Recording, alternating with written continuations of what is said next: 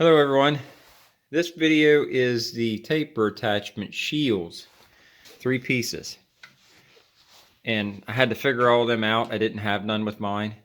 So I pretty much had some pictures in the parts and installation book for the taper attachment.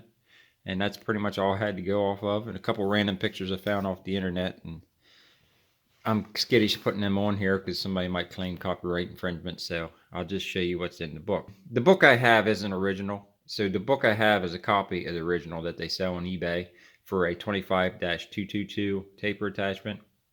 So they're not perfect, but they're pretty decent, I believe. So I'll insert them pictures in here so you can get your bearings. That's why I'm making this.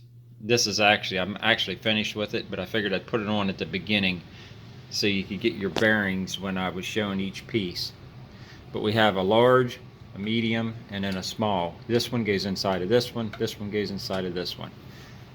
So I think that'd be pretty good for you fellas to have your bearings. So let me insert them pictures out of the manual right here and we'll get started.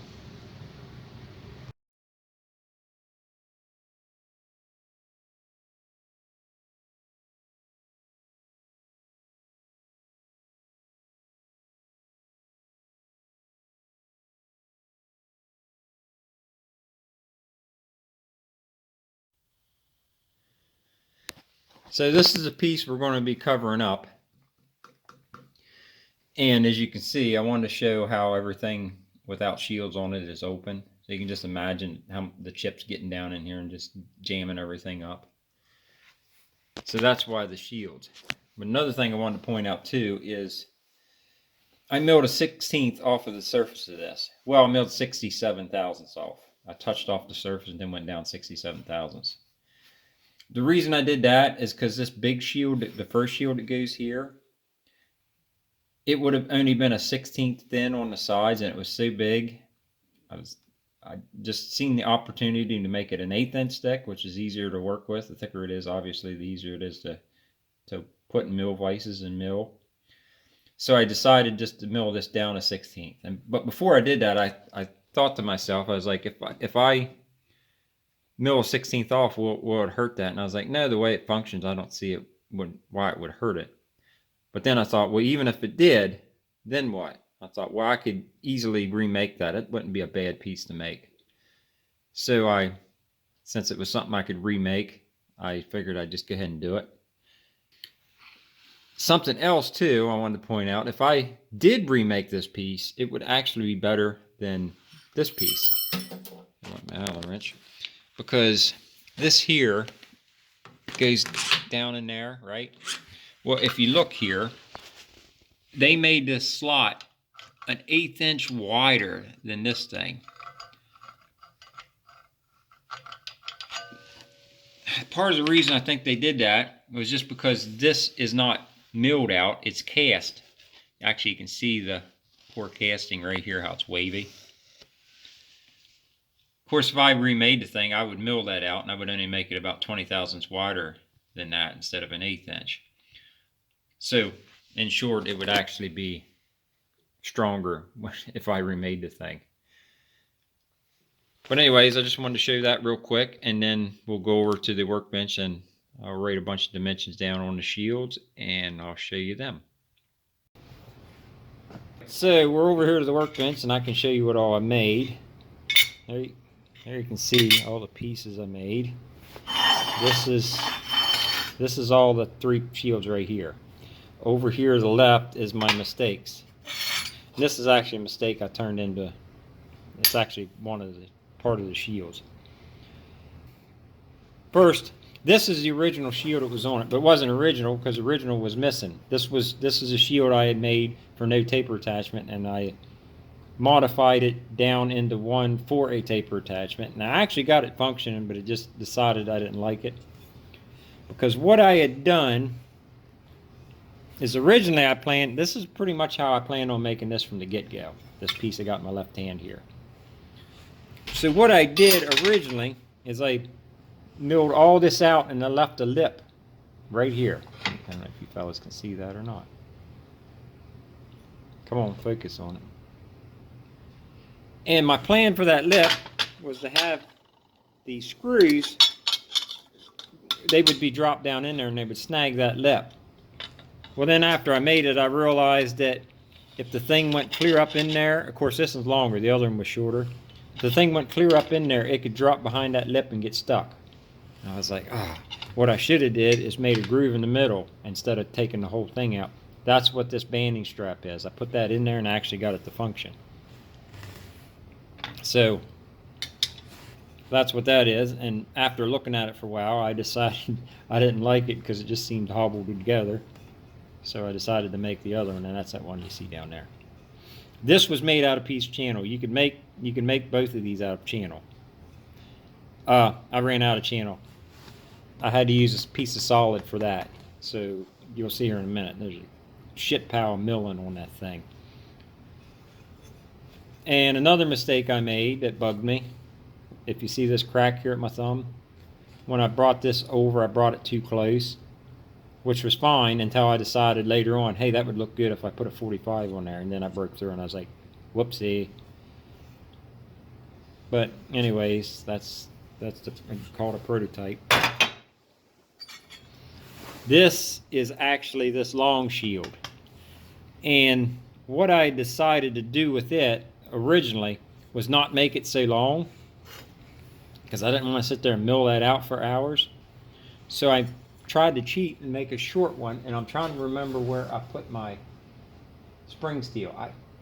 I've got a piece of spring steel for this. I don't know right off the top of my head where I stuck it.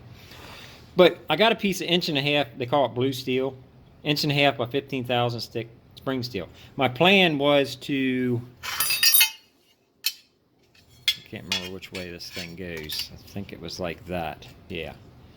So my plan, so this would face toward the operator and this faces out toward the back. My plan was to take a piece of that spring steel and put up under here and use that to cover that slot up. But there's a couple reasons I decided not to do that. I just decided to heck with it. So long story short, I made this, and so I did twice as much milling as what I would have, because I milled this thing all out and then ended up making another one.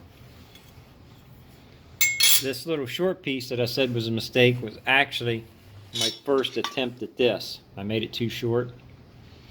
So I decided to cut it down. I'm actually using it as a washer that goes over this. It's supposed to be a washer that goes over that, but I just said, hey, I can use that and it'll look kind of neat. And I felt better being able to reuse something that I screwed up. But that is the gist of that. Now let me show you the parts. And let me start with, well, let me do them in order. This would be, the big one here is the first shield. And it's 5 inches long. The width, I didn't bother writing it down on there, because the width I just made as wide as my compound rest slide. And it's casted, so it'll vary. So just make that as wide as that. Now here you can see I got 200 wrote on there. That's this thickness here. And over here I got 327 total. So if you would measure from here down to the bottom of here, that's not counting this step that's in here. That's just ignore that step. I'll explain here in a little bit. It's 327 thousandths thick. I can't see through the camera. If you come over here and measure, it is an 1/8 inch thick. And I think I've got some rating over there. 1.3. And here, if you would measure from the bottom of this clear up to this top surface here where the arrow is pointing, 1.5. I think this was actually 1 3/4 inch stock when I started. Now the bottom, you can see all the fun mill work I did in there to make it work. This is 135 deep from this surface to here, and the grooves here is what accepts in bolt heads. Now I said to ignore this little step here that's measuring from here for that 125. Yeah, this is another mistake I made, and you'll actually see I kind of did it twice. Just, I guess you can't learn. Let me explain why this is notched out here. When I went to make these grooves, and when I went to make the whole slot on the other one, I knew I had to start in here and go this way and pull out, you know what I mean, to leave a lip. Well, for some reason, twice in a row, when I started this freaking groove, I started out here, I went in a little bit, and I was like, oh. Luckily, I only went 30 thousandths deep. So I had two options. One is to mill the whole thing out, was my first thought. And then the other was like, I don't need to mill 30 thousandths off all this surface here. I can just mill it where it actually makes contact with that T-shaped piece of the slot. So that's what this is about. This is 0.25 thick. And the profile, what I did is first I milled it out to accept this clear down in. Well, I milled this whole area here out. And then I milled a channel down in to accept this. And then I was able to actually fit it on the machine, and I just took a marker and started marking things that I needed to notch out, and then tried again and realized there's a couple more things I needed to notch out, and this is basically what it ended up being. These two holes here are for my the shield that goes on my linear glass scale. So you may or may not have them. I'll go ahead and show you how it functions. If you see them bolt heads there, they are 3 by 0.5 millimeter. They lock into there, and that keeps it from coming out.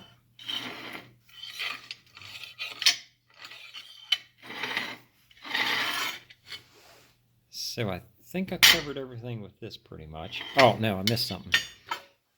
I made this like a 1/4 inch thick, and then for some reason I had to clear something, so I had to put a little bit of a notch here, 150 down, and now I can't read my rating, 144 thick.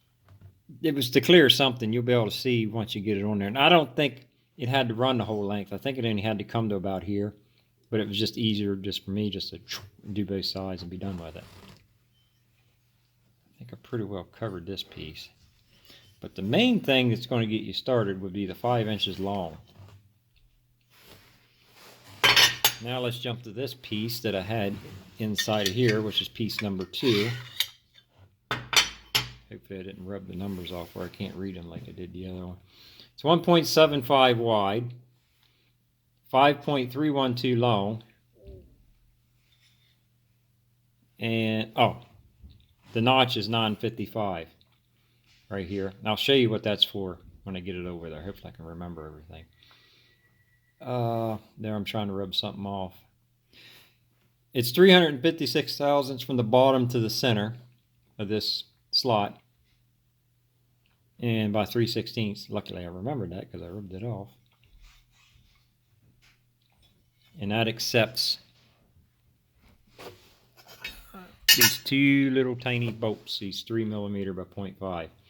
They screw on the side of that other piece and protrude through here. And I actually turned these down a little bit because it was just slightly bigger than 3/16 on the head. And that's what will hold that together. I'll show you that when I get it together. Inside of here, roughly a 0.057 wall. It's 1.647 wide in here and 0.677 deep from here to here. But those dimensions really aren't critical. It has to be to match the other piece. So whatever you end up making the other piece, this will match. Now you might be wondering why I measure from the bottom up and not the top down. Well, when I come to the next piece, I can show you, because what I did is I put them both together. Oh, don't go like that, it goes like this. And then I just made them both the same length. I just milled them both the same height. So once they're together, they're the same height. Then I was able to figure out where I wanted the hole. I think I figured it out on this, and then moved it up that amount, 356, and then I just put the slots the same spot. If I did it off the back side, I'd have had to do calculations for the wall thickness, and I thought it was more idiot-proof doing it from the bottom up. So I think I pretty much covered this piece. Oh no, I didn't cover that. this here piece that's on here, I originally didn't have that on there. I drilled and tapped it and screwed these 2 screws in. And then I realized that once it's on the piece that you're shielding, what would happen is, I can use this to kind of demonstrate it. See how it shims there holding that up? Without that shim on there, it was dropping down just a 1/16. And these bolts are roughly only a 1/16 high. So what that was doing is when you got this shield clear extended out, it was allowing this to drop down and then pull out from underneath of there. So when I figured that out, I thought, well, I could just drill and tap this and then use this piece as a nut. And I decided, no, these are going to be permanent. I don't ever want them unscrewing. So what I decided to do is I just drilled like a number 7 drill bit in 3 places. One directly over where each screw was, and then one in the middle, and then welded it. Now they can never come unscrewed. It's permanent, and everything's held down real nice, and it does exactly what it needs to do. So that's that piece. Now let's go for the third and final piece, which is this one. And I think I just rubbed some numbers off again. 1.640 wide. And if you go back to the other one, you'll notice that it was 1.647. So it makes a nice fit. 12.562 long. And the length you can play with. At least anything from here to the right, you can play with. This from here to here has to be this dimension if you use the other dimensions. I'm sure you could tweak all the dimensions, but if you start with this dimension, then you have to, or else stuff's not going to fit under there. This slot is 765 wide, 3.75 is the piece that goes in there. I give myself clearance, and I made it 0.875 long, and best to explain that when I get it over there and put it on. I can show you that better. It's 4.485 from here to the center of this slot, or hole, egg-shaped hole. And there you can see the tapped holes where the bolts go. What is it? 670 high.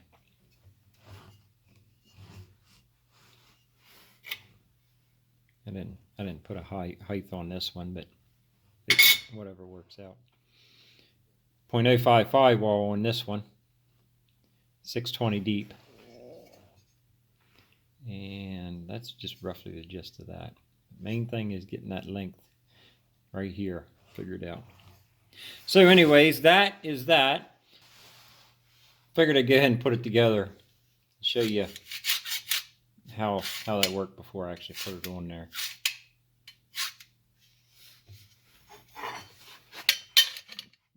So started to put this thing together, and I realized that I wanted to show you this 0.955 long little notch I put in here. And without that, since this piece here has a radius on it, this would have stopped like right about there, and it wouldn't have been long enough. So you have to put this little notch in there, and you can see that in the pictures if you look real close. So it would go on up to here. That makes sense, because without this overhang here, it would stop right here, and it wouldn't have worked. So that's why that's in there. I said I'd explain this notch a little bit. It doesn't have to be there. The original, I don't believe, was. But what that does is, the way I got this designed, it gets fairly close to reaching the end of its travel. In other words, the bolt in this groove, you see it's right up next to the edge. Well, this is out as far as it goes, and if you put this to the 4.485 dimension, there was only, I don't know, about yay much right here. See how much more before it bottoms out. By adding a slot, it gave me extra. So I decided to do that as kind of a little safety feature. And then, of course, this is what covers the slot up and keeps chips from going down in there. And then this is what goes. All right, I got you all set up. Let me crank it in. And that's as far as it goes. Back out. All right, should be ready to snag and start pulling the second piece out. There it is. And there's the bottom. Now let me take you back in and show you what all that profile's clearing. All right, so you see I got to clear all this stuff, the bolt head, the other bolt head, and then I even got to clear this thing back here. Pull it out so you got reference of what I'm pointing at. So now let me crank it in there and you'll be able to see. Bolt head clears, a little 3mm, and then the 10/24 flathead screw. And then if you take it on back here, sorry for the wobbling. There you can see the second little step that I said about I got on the side of there has to clear this. And I realized in the process that you have to, when you're figuring that out, you have to take this thing and put it at its full angle this way and its full angle the other way to make sure, because when you angle it, it changes that a little bit. But anyways, that would be my completed shield project for this lathe. Hope this will help somebody out, maybe make shields for something, maybe not necessarily a 14-inch Rockwell lathe, but maybe something else will give them some ideas and they'll be able to even make it more better than what I did. Thanks for watching.